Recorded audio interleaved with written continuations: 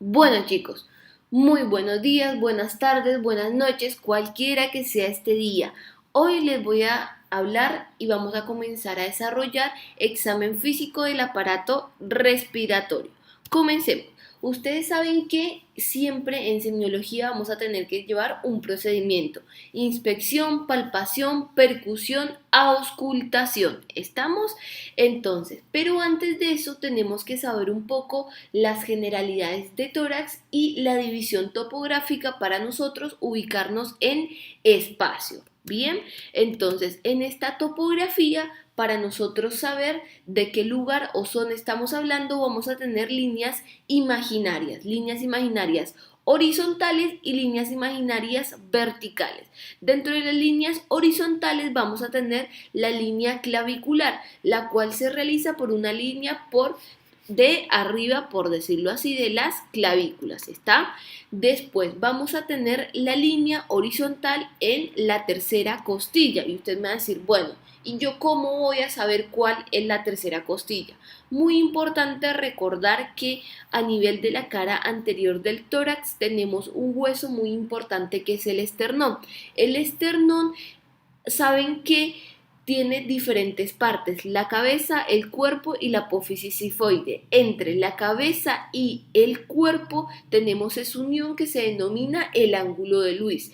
Cuando estamos y tocamos esa sobreelevación que se denomina el ángulo de Luis, si me voy hacia las partes laterales me voy a encontrar en el segundo espacio intercostal. Entonces, si me encuentro en el segundo espacio intercostal, hacia la parte de abajo, lo que voy a sentir como hueso sería la tercera costilla y después el tercer espacio intercostal y después lo que vuelvo a sentir como hueso la cuarta costilla, corroborando que en la mayoría de personas, especialmente en realidad en los hombres, a nivel de los pezones nos encontramos en la cuarta costilla. ¿Está? ¿Por qué?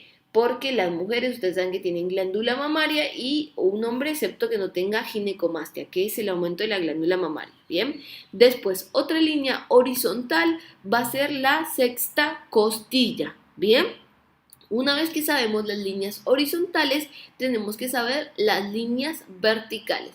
Ah, me faltó una, perdón. Y la siguiente línea, como para terminar la topografía, va a ser debajo del reborde costal. Y una vez que sabemos las líneas horizontales, vamos a saber las líneas verticales. Dentro de las líneas verticales vamos a tener la primera, que es la línea axilar anterior. Bien, dentro de un lado junto como del otro. Después, la siguiente línea vertical va a ser la línea hemiclavicular, que la línea hemiclavicular, chicos, es la clavícula y la mitad de la clavícula ya aquí para abajo. ¿Estamos? Después, la tercera línea va a ser la línea paraesternal, o sea, a los lados del esternón. Bien, y después la otra línea va a ser la línea medio esternal. Esto me permite dividir a la cara anterior del tórax en áreas. ¿En cuáles áreas? En esta área, que es la área infraclavicular, que estaría delimitada por una línea lateral, que es la línea axilar anterior, y la línea interna por la línea paraesternal, y superiormente por la línea clavicular e inferiormente debajo de la tercera costilla. ¿Está?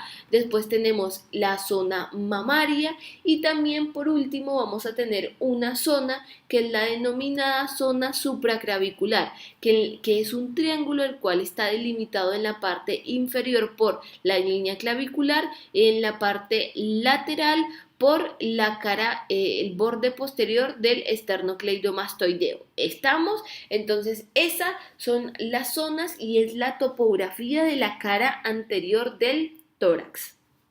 Bien, una vez que sabemos la topografía de la cara anterior, tenemos que saber la topografía de la cara posterior, que mucho no se pregunta, pero es como para que ustedes se ubiquen y sepan que existen zonas y líneas. También lo vamos a saber por líneas horizontales y por líneas verticales.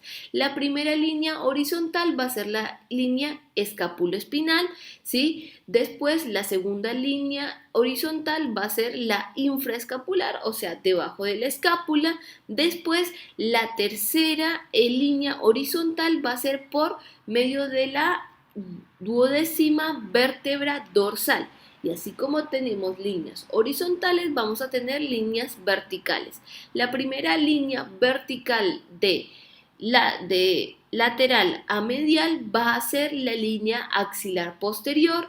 La segunda línea va a ser la línea escápulo-espinal y la tercera línea va a ser la línea paravertebral. Bien, y esto, me faltó, perdón, y la línea vertebral.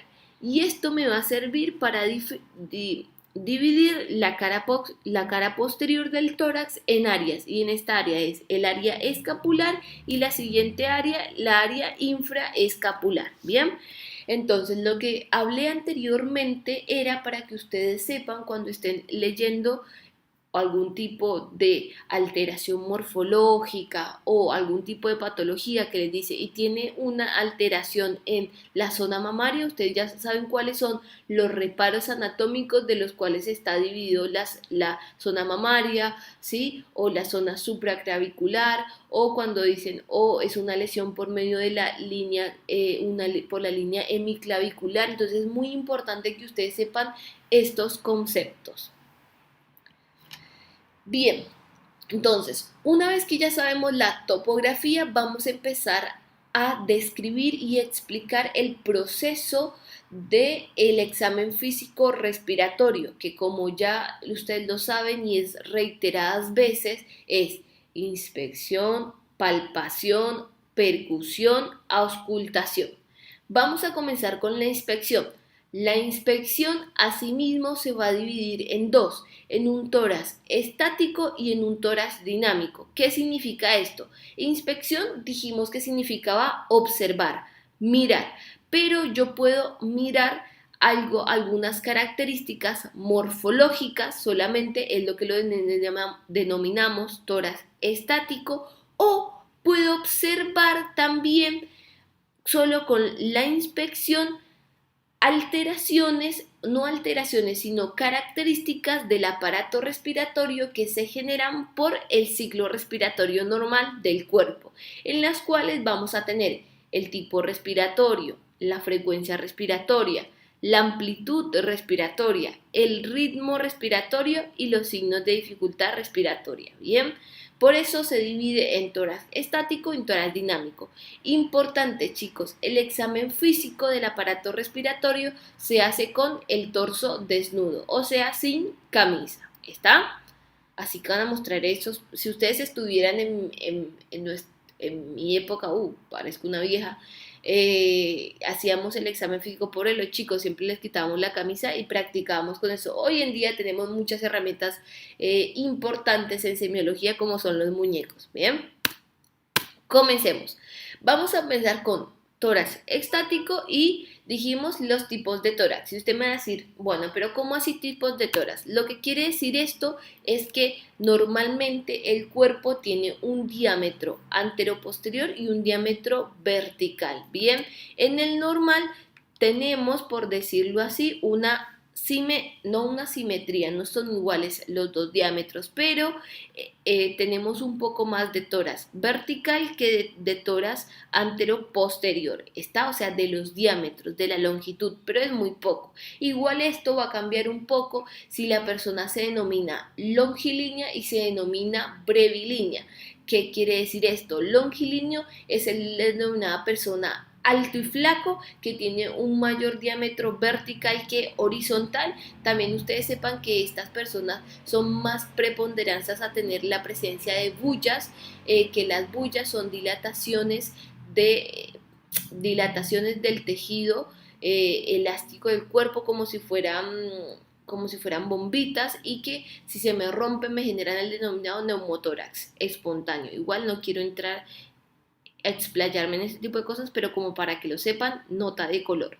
Y después tenemos el denominado brevilíneo, que son personas chaparritas como yo, no soy una nanita, pero medio metro, ¿sí? 1,55. Entonces, el brevilíneo se caracteriza, ¿por qué? Por tener un diámetro mayor anteroposterior que vertical, pero cuando digo un mayor son un 1 o 2 centímetros, no es algo tan exacerbado y tan marcado, para que no lo confundan con los tipos de tórax patológico. ¿Por qué? Porque una vez que nosotros sabemos cómo es un tórax normal, vamos a ver las alteraciones, ¿bien?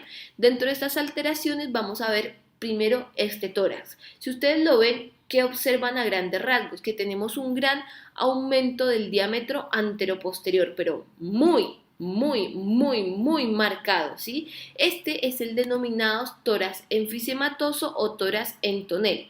¿Qué quiere decir? Este tórax se caracteriza primero porque aumenta tanto el diámetro vertical, ¿sí? Como el diámetro anteroposterior, pero por más de que aumente el diámetro vertical, aumenta más todavía el diámetro anteroposterior. Y usted me va a decir, a ver, no entiendo muy bien.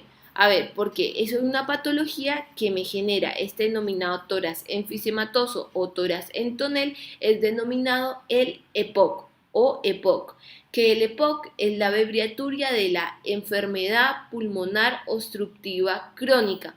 Ustedes lo van a ver más adelante en patología, pero el EPOC, que se caracteriza que es una enfermedad la cual en el 80% de los casos se genera por el cigarrillo. Lo que me hace el cigarrillo es generar, en realidad todos los químicos y demás me generan una reacción inflamatoria crónica, y lo que me hacen es una alteración anatómica, histológica, que me generan el denominado enfisema. El enfisema es que el pulmón pierde la capacidad de generar, pierde la capacidad elástica y se imaginan como si fueran unas bullas, ¿sí?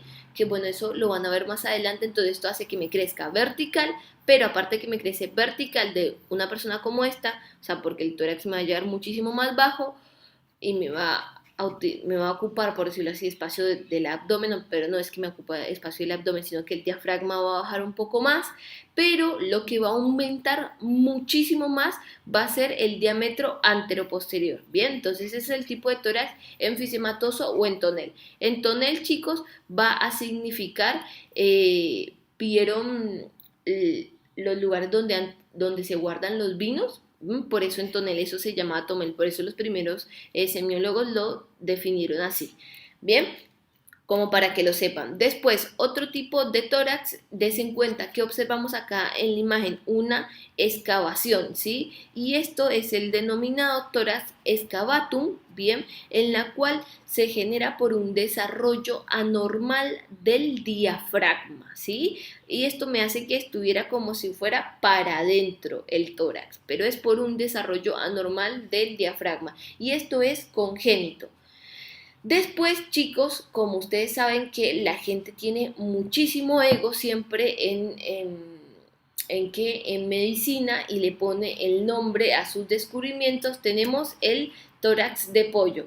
Y ustedes van a decir, bien, pero el tórax de pollo, ¿quién le puso ese nombre a este tipo de tórax? Pues nada más y nada menos que nuestro querido dirigente del Instituto Tejedor. Bien, sí. Tenemos un tórax de pollo, pero bueno, no lo descubrió Pollo, ¿no? Ni él fue el que le dio el nombre, pero es un tórax el cual se caracteriza porque parece un pecho de un pollo. Y un pecho de un pollo, si ustedes saben, ¿qué se caracteriza? Porque tenemos el tórax como si fuera hacia afuera, ¿sí? Vean esta sobreelevación del tórax. Y esto se da, ¿por qué? Por un crecimiento desproporcionado de las costillas. Bien, entonces, repasando, vamos a ubicarnos. Estamos en la inspección en el tórax estático y vamos a ver los diferentes tipos de tórax. Porque sabemos cuál es el normal y si tiene algún tipo de alteración, en cuál encajaría, en un enfisematoso, en un excavatum, en un denominado tipos de tórax de pollo, y también tenemos otro tipo de tórax que es el tipo de tórax sifoescoliótico, que el sifoescoliótico lo que va a tener, no han conseguido una buena imagen, pero es que esto va a tener la sifosis muy marcada, ¿sí? Va a ser preponderante, muy marcada la sifosis, pero va a tener la parte anterior normal, ¿está? Bien, bueno, continuemos, chicos. Después vamos a ver si hay la presencia de abovedamientos o retracciones, que puede ser por algún tipo de cicatriz. Y con esto vimos la primera parte de que era del tórax estático. Ahora vamos a hablar un poco del tórax dinámico. El tórax dinámico, chicos, era lo que yo les decía, que por medio de la inspección podemos sacar información con respecto al ciclo respiratorio. Y con respecto al tipo del ciclo respiratorio, tenemos lo que es el tipo respiratorio. ¿Qué quiere decir? En la respiración van a influir diferentes tipos de músculos. Tenemos músculos a nivel de el tórax, a nivel de abdominal, ¿sí? Entonces, cuando digo tipos de tórax, es si, por ejemplo, una persona utiliza más los músculos costales, ¿sí? Después, o si una persona utiliza más los músculos costales como abdominales, o si utiliza más para respirar a nivel de los músculos abdominales. Eso ustedes los vieron en trabajo de tiempo libre, los músculos que influyen, bla. Bien, se caracteriza que la mujer fundamentalmente utiliza los músculos respiratorios costales superiores. El hombre utiliza los músculos tanto costales como abdominales, y el niño, fundamentalmente menos de los 2 años, utiliza mayormente los músculos abdominales. Entonces, cuando se refiere a tipo respiratorio, se está refiriendo a cuál es la mayor frecuencia de músculos los cuales utilizan. Y esto porque es muy importante, porque cuando hablemos de signo de dificultad respiratoria, yo les voy a hablar de un signo de dificultad respiratoria que es la respiración paradojal, que bueno, después les vamos a hablar más adelante de esto. Bien, otra cosa que podemos ver con respecto al ciclo respiratorio y podemos sacar información es la frecuencia respiratoria. La frecuencia respiratoria se define como la cantidad de ciclos por minuto. ¿Qué quiere decir? Inspiración, expiración. Para esto vamos a tener valores normales. Dentro de los valores normales, chicos, el lugar bibliográfico que yo utilizo es el Argente Álvarez, así que si les preguntan cuál es el número y de dónde lo sacaron, va a ser el Argente Álvarez. Lo normal, según el Argente, dice de 12 a 14 ciclos por minuto. ¿Por qué yo les digo esto? Porque si ustedes leen el Muñagurria les va a decir de 14 a 22 ciclos por minuto, ¿está? El Argente dice de 12 a 14 por minuto, sépanlo. Pero hay personas las cuales toman hasta normal de 16 a 20, ¿no? Pero bueno, la bibliografía te dice esto, para que ustedes lo sepan de dónde decirlo, porque ustedes buscan la página y les va a aparecer así, ¿bien? Después, si tenemos un aumento, ¿sí?, de la cantidad de ciclos por minuto respiratorio, se va a denominar taquipnea, ¿bien? O sea, esa persona que llega así respirando muchísimas veces en un minuto, más de 24, se denomina taquipnea. Después, si una persona tiene menos de 12 ciclos por minuto, se va a denominar bradipnea. Y estos conceptos es muy importante que ustedes lo sepan, ¿bien? Después de que nosotros sabemos la frecuencia respiratoria, vamos a poder hablar de la amplitud respiratoria, o sea, cuánto sería esa inspiración, y vamos a denominar bradipnea cuando tenemos una respiración profunda, o sea, así eso vendría a ser una bradipnea, es cuando ustedes están enamorados o algo los hace suspirar como la medicina, o cuando tenemos una hipopnea, que vendría a ser una respiración superficial, como si una persona tuviera una crisis de angustia. Así, eso así sería una respiración superficial, ¿está? Y todas estas cosas des en cuenta que las observamos es por el ciclo respiratorio, por eso lo encasillamos en lo que se denomina tórax dinámico, tipo respiratorio, frecuencia respiratoria y amplitud respiratoria. También nosotros vamos a saber el ritmo respiratorio. ¿Qué es el ritmo respiratorio?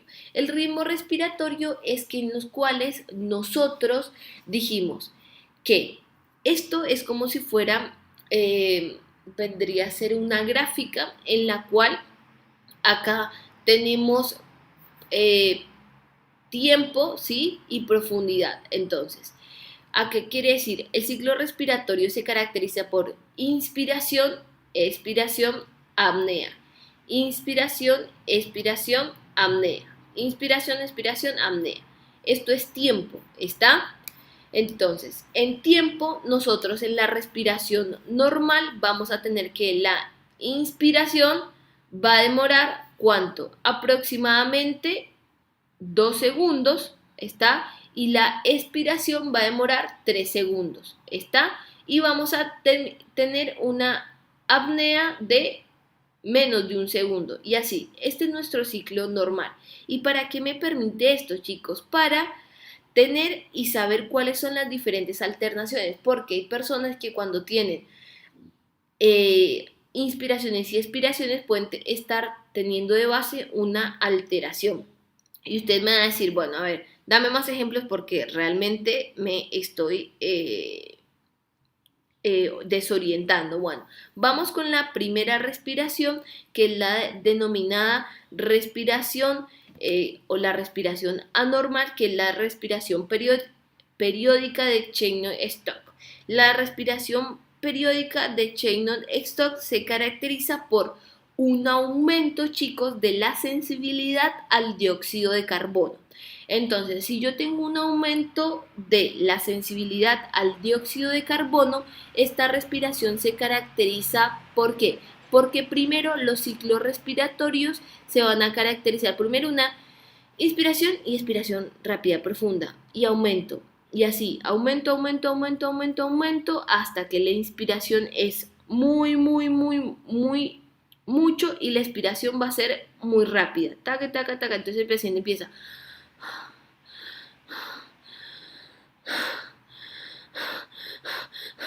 así aumentando los ciclos respiratorios en tiempo en lo que es inspiración y expiración, y después de esto va a tener una apnea, ¿sí? Igual a lo que fue todo este tiempo respiratorio y se vuelve y se repite. ¿Qué pasa? ¿Y cómo les voy a explicar por esto? Si aumenta la sensibilidad al dióxido de carbono, lo que se va a generar es que en un primer momento el cuerpo dice, hey, no tengo nada de dióxido de carbono ni intercambio de la sangre. Entonces empieza a hacer unas respiraciones más, más cortas. ¿Para qué? Para que aumente y entre la cantidad de dióxido de carbono. Cuando yo voy aumentando la inspiración y la expiración, ¿qué va a pasar? Para que el dióxido de carbono aumente, me voy a dar cuenta que tengo mucha cantidad de dióxido de carbono. Entonces, si yo tengo mucha cantidad de dióxido de carbono, lo que voy a hacer es eliminarlo rápidamente. Entonces, por eso después entro en apnea. Bien, esa es la respiración de Cheyne-Stokes. Después, la respiración, ¿cuál me sigue? La respiración acidótica o de Kussmaul se caracteriza porque tengo una inspiración amplia, ¿sí? Después tengo una profunda y ruidosa. Después tengo tengo una inspiración amplia y profunda, ¿bien? Después tengo una apnea, que en realidad este cuadro me estoy dando cuenta que está mal porque es una inspiración, sería una inspiración amplia, una apnea y una expiración rápida, ¿bien? Esa es la respiración acidótica o de Kussmaul. Este de acá, chicos, estaría mal este cuadrito, así que les voy a hacer un dibujito porque ya llevo bastante acá. ¿Cómo sería? Bien, entonces, ¿cómo sería la respiración de Kussmaul? Sería una inspiración rápida, ¿sí? Una respiración profunda y amplia. Después tendremos una apnea, ¿sí? De unos segundos, y después lo que vamos a tener vendría a ser una expiración rápida. Entonces esto se divide y después vamos a tener otra apnea. Bien, esta sería la respiración acidótica o de Kussmaul, en la cual nosotros tenemos una inspiración amplia y ruidosa. Entonces el paciente inspira, mantiene el aire, apnea, expira rápidamente y luego vuelve a tener una apnea igual al ciclo respiratorio. Esta es la respiración acidótica o de Kussmaul. Este de acá está mal. Esto es lo que está bien. Vendría a ser cómo uno puede graficar el ciclo respiratorio en una acidosis. Por eso vendrían a ser estos cuadros. Bien, y la respiración de Biot es una respiración en la cual se genera en una meningitis y no tiene un patrón característico, sino que tiene inspiración, expiración, apnea, inspiración y capaz tiene una inspiración más grande, una apnea y después tiene una apnea igual a 3 ciclos respiratorios. Bien, les pido disculpas por esto, pero no me había dado cuenta. ¿Está? Bueno, entonces, una vez que sabemos el ritmo respiratorio, que es como sería el ciclo respiratorio normal, o sea, los tiempos de la inspiración y la expiración y cuáles podrían llegar a ser sus alteraciones, pero lo más importante es que ustedes sepan cómo es la respiración acidótica de Kussmaul, cómo es la respiración periódica de Cheney-Stott y la respiración de Biot y qué es lo que te genera esta por una acidosis que se genera también en el 30% de los pacientes con insuficiencia cardíaca, la respiración periódica de Cheney-Stott que se caracteriza por un aumento de la sensibilidad del dióxido de carbono y la respiración de Biot que se caracteriza por la meningitis. Bien, después seguimos en el tórax dinámico. En el tórax dinámico podemos tener algunas características que son los signos de dificultad respiratoria. ¿Y cuáles son los signos de dificultad respiratoria? Por ejemplo, el aleteo nasal inspiratorio, que quiere decir que el paciente para respirar mueve la cara lateral de la nariz, o sea, lo abre como para que si les necesitara la entrada de mayor cantidad de aire. Después el tiraje intercostal. Ustedes saben que en la respiración nosotros utilizamos músculos accesorios, entonces el tiraje se define como la utilización de estos músculos accesorios, que vendría a ser lo mismo que les dije anteriormente, y después la respiración en balancín. Cuando yo a ustedes les hablé anteriormente de el tipo respiratorio, que era que se caracterizaba porque las mujeres tenían mayor preponderancia de utilización de músculos costales, los hombres costoabdominal y el niño abdominal, la respiración en balancín, chicos, sería que el paciente respira por utilización de los músculos del tórax y del abdomen. Entonces está aquí, no les puedo hacer un video, pero sería que utiliza los dos, ¿sí? El tórax y el abdomen, pero cada vez como más de cada uno, entonces el tiempo entre un ciclo y el otro lo va intercalando. Esto es como si fuera un balancín. Lástima, no conseguí el video que quería mostrarles, pero bueno, después prometo buscárselos y se los subo a la plataforma así lo tengan. Pero tienen que saber cuáles son los signos de dificultad respiratoria. El que nunca se les puede utilizar es la utilización de músculos accesorios. Bien. Bueno, entonces chicos, resumiendo para que les quede cerrado el concepto del primer procedimiento del examen físico del aparato respiratorio, que es la inspección, teníamos la inspección que lo íbamos a dividir en un tórax estático y un tórax dinámico. El tórax estático eran los tipos de tórax, ¿sí? Y si teníamos abovedamientos o retracciones, el tórax dinámico íbamos a evaluarlo por las características del ciclo respiratorio que nos permitían dar información como era la frecuencia respiratoria, la amplitud respiratoria, el ritmo respiratorio, ¿sí? Y si teníamos o no presencia de signos de dificultad respiratoria. Una vez que hacemos esto, vamos a ir al segundo procedimiento del aparato respiratorio, que es la palpación. Bien, entonces la palpación asimismo la vamos a dividir en una palpación general, en la cual se va a caracterizar por que vamos a evaluar si tenemos alteraciones de la sensibilidad, si tenemos la presencia de un enfisema subcutáneo, si tenemos la presencia de un frénito o roce pleural, un frénito o un ronquido o si tenemos la presencia de una adenopatía. Comencemos. Primero, ¿qué sería la palpación general? La palpación general no es nada más, chicos, que pasar la cara anterior de la mano bien sobre el tórax y si al paciente le duele o no. ¿Por qué? Porque acá hay muchos pacientes que vienen con dolor torácico. Ustedes o lo vimos en la clase de la introducción de la unidad problema número 3 que el paciente les viene con un cuadro de dolor torácico. Este tipo de dolor, según las características de dolor, puede ser perfectamente un dolor de tipo cardíaco o un dolor de tipo respiratorio, pero también puede ser un dolor de tipo muscular. ¿Y cómo yo lo voy a saber? Porque el paciente puede decir quejándose, doctor, me duele la cara anterior del tórax, ¿bien? Y si yo lo toco y le duele, eso es muscular, hasta que se muestre lo contrario, porque el dolor cardíaco, primero, el corazón no duele cuando toco la cara anterior del tórax, eso no duele, ¿bien? El paciente lo define como un dolor profundo, demás, pero si ustedes le tocan al paciente y le duele, ahí estamos en presencia de una osteocondritis, ¿sí? Ven, eso vendría a ser. Ahora, también puede ser un paciente que venga con dolor torácico de un politraumatismo y puedo tener la presencia de fracturas o fisuras, que es muy constante, las fracturas costales. Para que lo sepan, las fracturas costales son muy dolorosas y lo que se da es tratamiento antiinflamatorio porque después el hueso se une solamente, no se tiene que ni enyesar ni nada de eso, como para que lo tengan presente, ¿bien? Entonces eso lo voy a hacer solo con la palpación de la cara anterior del tórax, ¿bien? Después también en esa palpación general podemos tener la presencia de enfisema subcutáneo. Y usted me va a decir, bueno, ¿y qué carajos es el enfisema subcutáneo? Bueno, no es nada más, chicos, que la presencia de aire en el tejido celular subcutáneo. ¿Y cómo se va a percibir a la palpación? El libro te lo describe como finas crepitaciones por debajo de la piel y ustedes van a decir, bueno, pero no me estoy pudiendo ubicar que son finas crepitaciones.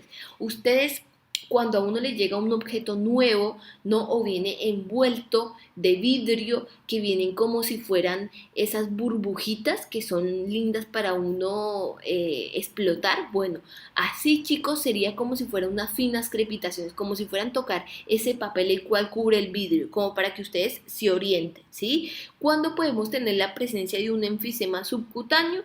Por ejemplo, en un neumotórax, en una perforación esofágica o también puede ser resultado por una utilización de la ventilación mecánica. ¿Está?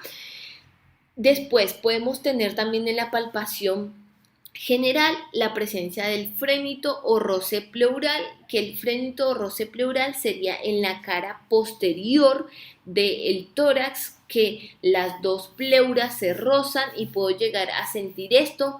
Esto lo describe la literatura, pero realmente es muy difícil palparlo. Está igual que el frenitobronquio. Esto es como que se los pongo para que lo sepan, pero tampoco te da mucha información semiológica y es muy difícil. Y también algo que me puede pasar cuando estoy haciendo la palpación es la presencia de adenopatías. En la clase de cabeza y cuello, en las cuales hablo de ganglios linfáticos, sepan siempre eso, que la presencia de una adenopatía voy a tener que saber cuál es su forma, tamaño, consistencia, si tiene sensibilidad o no. ¿Estamos? Para que lo sepa. Bueno, después de eso, dentro de la palpación voy a utilizar lo que va a ser la elasticidad torácica. Dentro de la elasticidad torácica es algo que me da escaso valor semiológico. ¿Y cómo se mide la elasticidad torácica? Yo me voy a poner en la parte lateral del paciente, ¿sí? Y con una mano voy a poner en la parte anterior, ¿sí? Y con la otra en la cara posterior del tórax. Y lo que yo voy a permitir es si el paciente tiene elasticidad o no, porque voy a hacer como si fuera una fuerza hacia adentro. Realmente, chicos, esto no sirve absolutamente nada, ¿sí? Pero bueno, se los pongo porque la literatura lo dice y también te dice que es un escaso valor semiológico y no sé por qué sigue saliendo en los libros, pero bueno. Sigamos con la palpación. Esto sí es muy importante, que es la expansión torácica. Esto sí es de importancia y son maniobras que ustedes tienen que saber.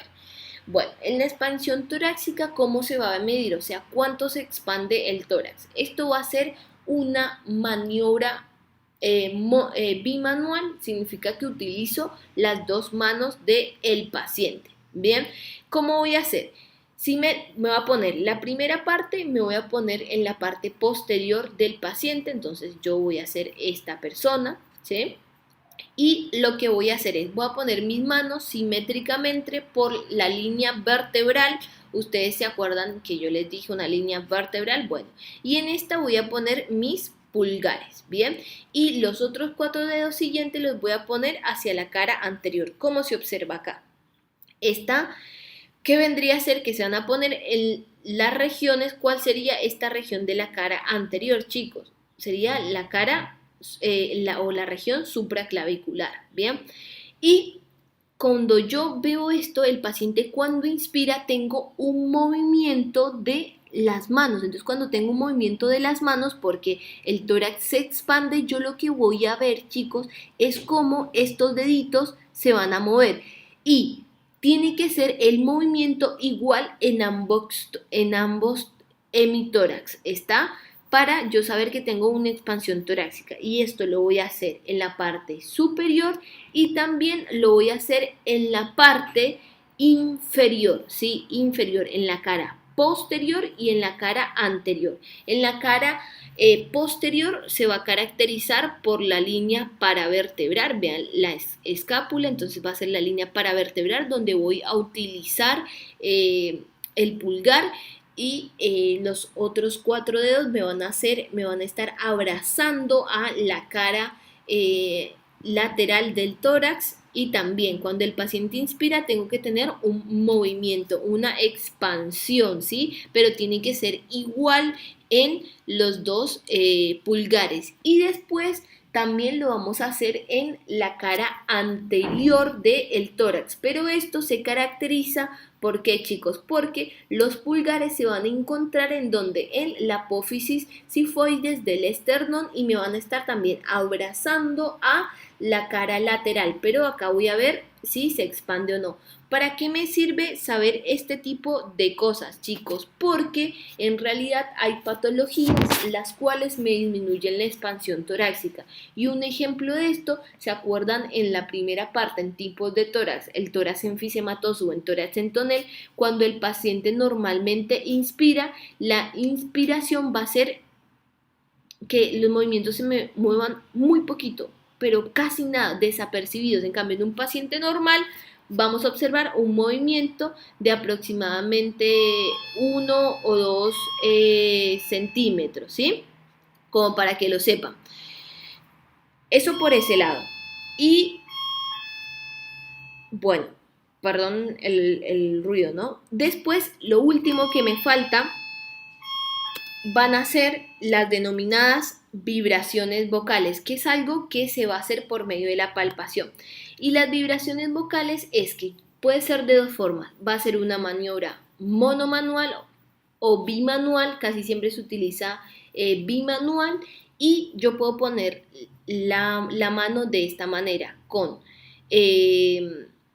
por la cara anterior o de forma lateral. Y yo le voy a decir al paciente que diga la palabra 33. Y cuando le digo la palabra 33, que diga 33, lo empiezo desde superior hasta inferior y voy tocando cada hemitórax y voy comparando. Entonces empiezo acá, después acá, después acá, después acá, después acá y después acá. Puede ser de esta forma para yo tener una mejor, a mí me gusta más de esta forma, o también lo van a ver descrito en los libros desde la cara lateral de las manos. Bien, ¿qué pasa? Las vibraciones vocales se originan en las cuerdas vocales, ¿sí?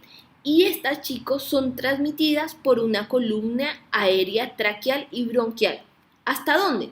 Hasta el parénquima pulmonar. ¿Qué es lo que pasa? Que vibra y transmite estas vibraciones a través de la pédula y la pared hasta alcanzar la superficie del tórax. Entonces, cuando nosotros ponemos la mano y tenemos, por ejemplo, la presencia de una neumonía, o sea, que va a obstruir el parénquima pulmonar, vamos a tener una desaparición de las vibraciones vocales. Bien, bueno chicos, vamos a dejar hasta acá. Yo después en la segunda parte del aparato respiratorio les voy a volver a hablar un poquito más de esto. Les pido mil disculpas el sonido, pero bueno, ya está al final del video, así que tengan muy buen día, cualquiera que sea este día.